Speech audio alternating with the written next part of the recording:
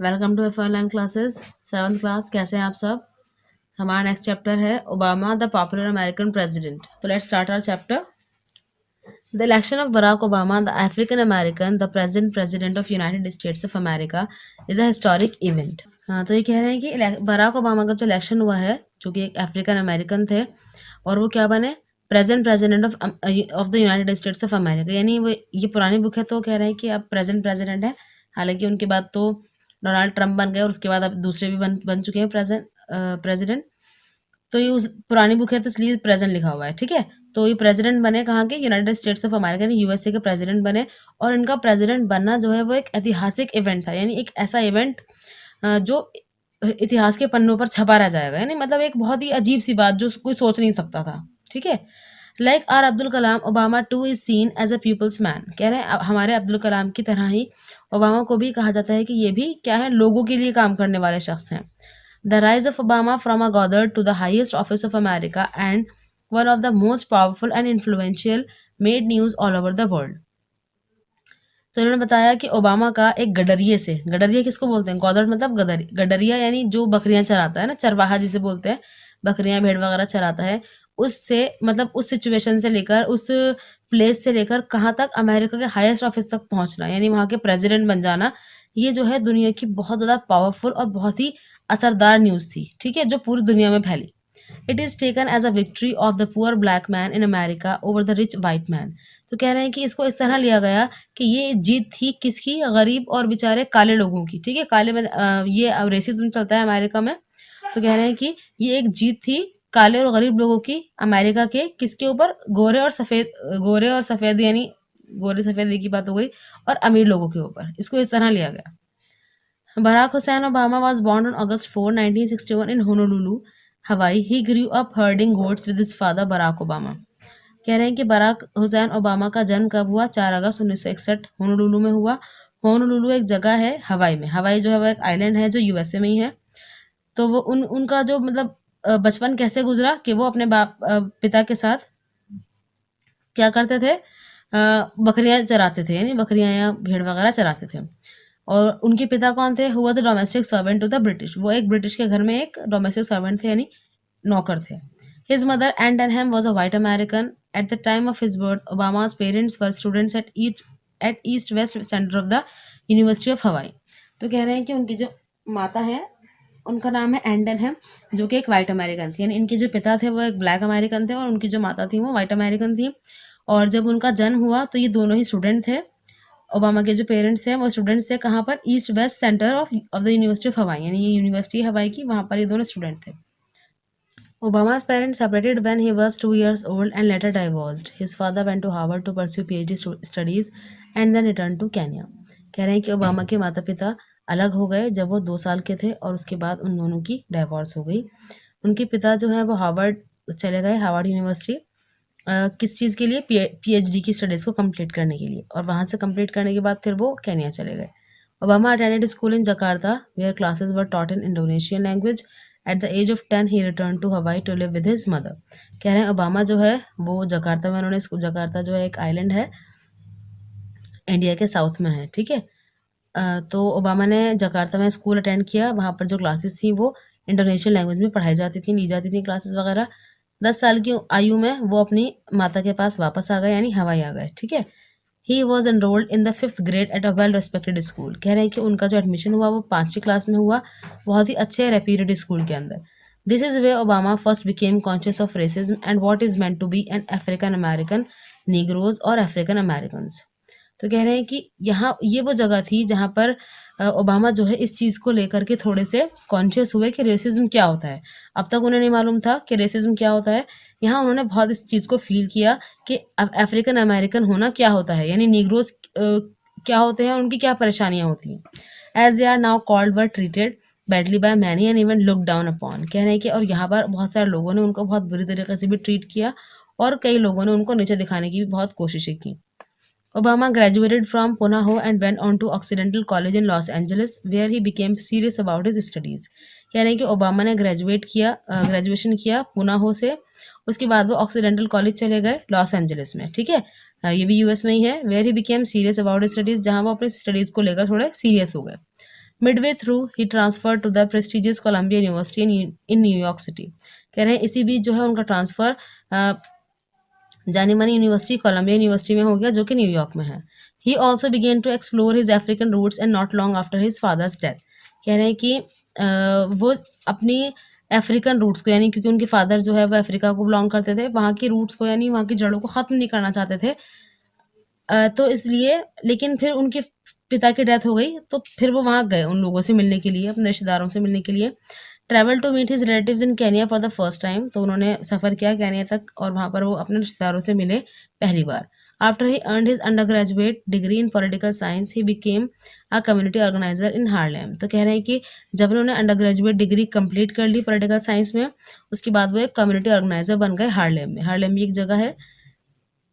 He moved to Chicago to work for a church-based social services organization, one of America's most impoverished urban communities. कह रहे हैं कि फिर उसके बाद वो शिकागो चले गए काम करने के लिए. तो अब वो जो काम कर रहे थे वो एक चर्च बेस्ड ऑर्गेनाइजेशन थी यानी कि जिसको चर्च चला रहा था. और ये सोशल सर्विस की थी यानी लोगों की मदद वगैरह करने के लिए थी. और ये उन लोगों की बात कर रहे थे जो अमेरिका के सबसे ज़्यादा गरीब बहुत ही मतलब पिछड़े हुए लोग थे जो बहुत बैकवर्ड हो गए थे और गरीब भी थे. Feeling it was time to move on, Obama applied to and was accepted at Harvard Law School, one of the top 3 law schools in the United States. कह रहे हैं कि उसके बाद उनको लगा कि अब मुझे मूव ऑन करना चाहिए, आगे बढ़ना चाहिए. तो ओबामा ने अप्लाई कर दिया हार्वर्ड यूनिवर्सिटी के लिए और उनका सिलेक्शन भी हो गया. और ये हार्वर्ड लॉ स्कूल जो था ये दुनिया के यूनाइटेड स्टेट्स के 3 बेहतरीन स्कूल्स में से एक था. In 1990 he was elected president of the Harvard law review journal. कह रहे हैं कि 1990 में उनका इलेक्शन जो हुआ वो प्रेसिडेंट बन गए कहाँ के हार्वर्ड लॉ रिव्यू जर्नल के यानी जहाँ से वो डिग्री ले रहे थे वहीं के उनको प्रेसिडेंट बना दिया गया. He was the first African American to serve in the post. कह रहे हैं कि वो पहले अफ्रीकन अमेरिकन थे यानी पहले ब्लैक थे जो इस पोस्ट पर सर्व कर रहे थे काम कर रहे थे. It was during this period that he was offered a prestigious job eight Manhattan law firms with their starting salaries that neared $100,000 a year range. कह रहे हैं कि वही टाइम था जब उनको एक अच्छी जॉब ऑफर हुई, वो भी मतलब एक प्रेस्टिजियस जॉब थी यानी एक काबिल तारीफ जॉब थी जो मैनहट्टन लॉ फर्म ने उनको दी थी और उसकी जो स्टार्टिंग सैलरी थी वो एक साल की लगभग $100,000 थी. He decline the offer in order to return to Chicago and work for a small firm that specialised in civil rights law. तो उन्होंने इस जॉब के लिए इनकार कर दिया और वो वापस शिकागो चले गए जहाँ वो पहले काम कर रहे थे. और वहाँ पर जाकर उन्होंने वो उसी छोटी सी फर्म के लिए अपना काम शुरू कर दिया जो किस लिए स्पेशलाइज थी कि वो सिविल राइट्स लॉ के लिए काम करती थी यानी वो गरीब और पिछड़े हुए लोगों के हक के लिए काम करती थी. This was an specially unglamorous and modest paying field of law. जाहिर है कि ये क्योंकि देखिए गरीब लोगों के लिए काम कर रही है और चला भी उसको चर्च रहा है तो ये कोई बहुत अमीर और बहुत ज़्यादा पैसे वाली जॉब तो नहीं थी. बहुत अनग्लैमरस सी जॉब थी यानी इसमें कोई चमक दमक नहीं थी, कोई नाम और शोहरत नहीं थी और बहुत ज़्यादा सैलरी भी नहीं थी. It gave him greater emotional satisfaction for it involved defending the poor and the marginalized members of the society. कह रहे हैं कि लेकिन इस जॉब से उनको क्या मिल रहा था, एक इमोशनल सेटिस्फैक्शन मिल रहा था कि ये कोई अच्छा काम कर रहे हैं और साथ साथ ये इन्वॉल्व हो रहे थे उन लोगों के खिलाफ लड़ने में. उन लोगों के खिलाफ लड़ने में जो मतलब जिन लोगों ने इन गरीबों का जीना मुश्किल कर रखा था. ठीक है, जैसे इनके पास घर नहीं थे, एम्प्लॉयमेंट नहीं था, बहुत सारे डिस्क्रिमिनेशन केसेस थे यानी मतलब भेदभाव बहुत ज़्यादा हो रहा था. तो ये इनके साथ खड़े हुए थे. ठीक है, और इन्होंने कोशिश भी की कि इनको किसी हद तक जो है वो इंसाफ दिलाया जाए. But Obama was determined to serve and help the poor. लेकिन उन्होंने निश्चय कर लिया था कि वो इनकी मदद भी करेंगे और जहाँ तक हो सकेगा इनकी सेवा भी करेंगे. Obama then opted for teaching profession and became a law professor at Harvard. कह रहे हैं कि ओबामा ने फिर अपना टीचिंग प्रोफेशन ऑप्ट कर लिया और उसके बाद वो एक लॉ प्रोफेसर बन गए हार्वर्ड में यानी जहाँ से उन्होंने डिग्री ली थी. He was informal and joked with the students, referring seriously to some law point 1 minute and to a novel or a popular film in the very next minute. कह रहे हैं कि ओबामा जो थे वो बहुत इनफॉर्मल टीचर थे. Formal मतलब ऐसा नहीं था कि जैसे जैसे फॉर्मल टीचर्स होते हैं अक्सर कि क्लास में आए तो बस सब चुप हो जाएं, बस खड़े जब वो कहें खड़े हो तो खड़े हो, बैठे तो बैठे, ऐसा नहीं था. हालांकि वो क्लास में आते थे, बच्चों से मजाक भी करते थे, कभी वो किसी सीरियस नोट पर बात करते होते थे लॉ पॉइंट पर और अगले ही मिनट ऐसा लगता था कि वो बिल्कुल जो मजाक के मूड में है या फिर किसी नॉवल के बारे में बात कर रहे हैं, किसी पॉपुलर फिल्म के बारे में बात कर रहे हैं. But Obama had a clear and firm vision and goals. He prepared for a political career very thoroughly. लेकिन ओबामा का जो एक विजन था, मतलब उनका एक मकसद था, वो बहुत क्लियर था उनके जहन में, इसलिए वो प्रिपरेशंस कर रहे थे अपने पॉलिटिकल करियर के लिए। वो भी बहुत गहराई से अच्छी से तैयारी कर रहे थे कि जब वो मैदान में आए तो फिर जीत कर ही जाएं।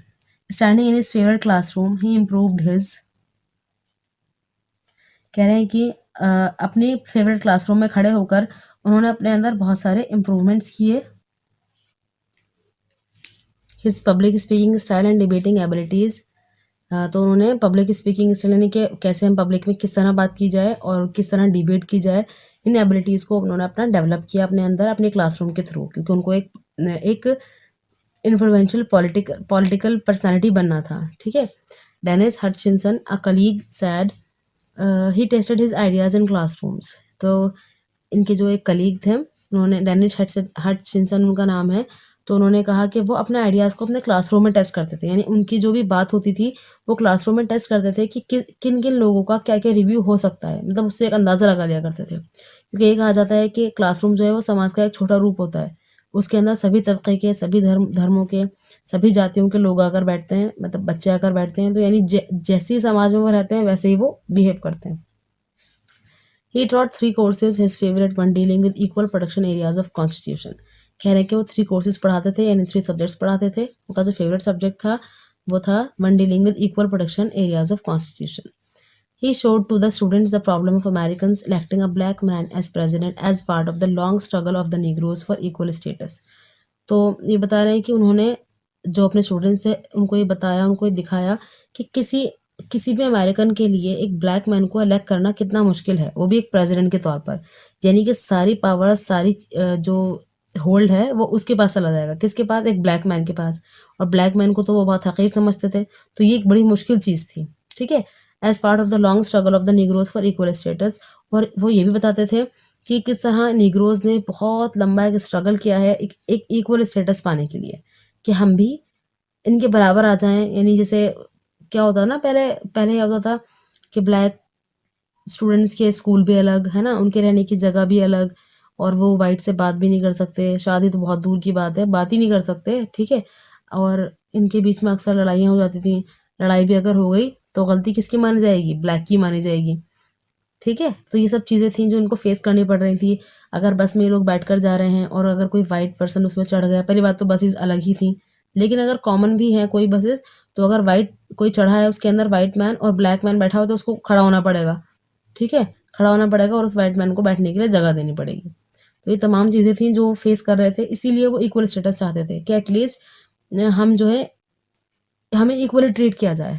ठीक है। तो आज की क्लास में हम यहीं तक पढ़ेंगे। आज की डेट डाल लेते हैं। तो ये आपका होमवर्क है। होमवर्क में क्या करना है आपको? ये फिलअप करना है। ठीक है। इसके अंदर क्या करना है, जैसे प्रेजेंट ये अमेरिका के बारे में पूछ रहे हैं ये, तो प्रेजेंट प्रेसिडेंट कौन है? वर्ल्ड वॉर के टाइम पर कौन से प्रेसिडेंट थे?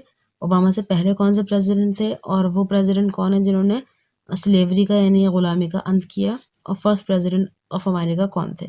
तो यहाँ पर इनको आपको इनके आंसर्स लिखने हैं। ठीक है। और ये वाला काम आप ग्रामर कॉपी में कीजिएगा अपना। दूसरा काम आपका ये है, इसके अंदर फिलअप्स दिए हुए हैं। ठीक है। तो ये फिलअप्स करना है आपको, चैप्टर में से फाइंड आउट करना है, लेकिन एज इट इज़ वर्ड्स नहीं मिलेंगे, कुछ कुछ आपको खुद भी फॉर्म करने पड़ेंगे, मतलब सेंटेंसेस फॉर्म करके भी आपको लिखना पड़ सकता है इनके अंदर। ठीक है। तो 2 काम है आपके, ये तो बुक में ही करना है आपको, और जो पीछे वाला काम मैंने आपको दिया है, मतलब वो उसके अंदर जो फिलअप करना था आपको प्रेसिडेंट के बारे में, वो आपको ग्रामर कॉपी में करना है। ठीक है। सो आई होप कि आपको समझ आया होगा chapter. Thank you, thanks for watching. अल्लाह हाफिज़।